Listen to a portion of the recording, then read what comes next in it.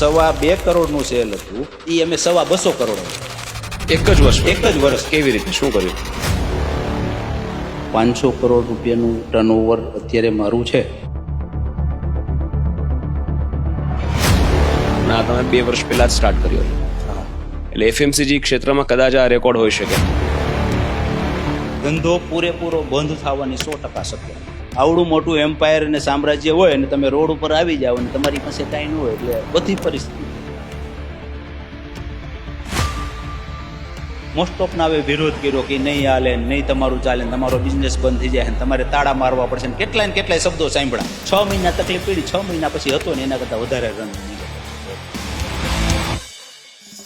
Business grow થવા માંડ્યો એટલે ધીમે ધીમે જગ્યા ટૂંકી પડવા. એટલે મેં બધાએ જગ્યા જોઈ તો જગ્યા તો મગજમાં બેસી ગઈ, પણ ત્યારે 9 કરોડ ક્યાંય મેળ ખાઈ નહીં. સાહેબે બધા કાગળિયા જોઈને કીધું કે આ તમારા કાગળ ઉપર તમને કોઈ સંજોગોમાં કોઈ બેંક લોન નહીં, કારણ કે ત્યારે મંથલી 2.25 લાખનું છે અને લોન 9 કરોડની. સાહેબે એવું કીધું કે તમારું રોજનું જેટલું સેલ છે, અગર તો મહિનાનું જેટલું સેલ છે ને એટલો હપ્તો આવશે. કોમ્પિટિશનને કેવી રીતે જોવો છો તમે? ગુજરાતમાં બહુ મોટી બ્રાન્ડ છે તમારી કેટેગરીમાં અને ઇન્ટરનેશનલ બ્રાન્ડ્સ પણ છે.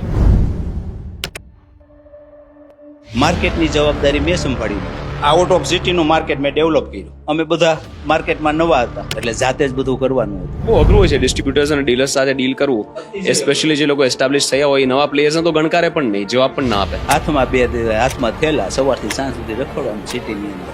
એ તો બધા શું છે મોટા વેપારીઓ બધા સવાલ અટપટા એવા પૂછે ને એટલે આપણે જવાબ હોય નહીં ને એટલે આંખમાંથી આંસુ વહ્યા જાય.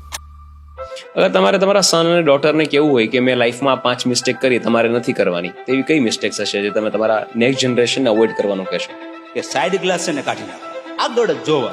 એટલે નક્કી કરી લીધું કે આગળ હવે આપણે શું કરવું છે ને એ વિચારો. પાછળ ઓને આમ કર્યું, ઓને તેમ કર્યું, વેલો આવું બધું ભૂલી. 2005માં મારા 2 સેલ્સમેનો અમને એવડા મોટા ધુંબા મારી ગયા ઉધાર રાખી કે એને હાથ ઊંચા કરી. એટલે ફ્રોડ કર્યું કે છોડીને જતા રહ્યા? એને છોડી દીધું. એટલે એ સહન થાય એમ નહોતું, એટલે પરિસ્થિતિ વળી પાછી ખરાબ.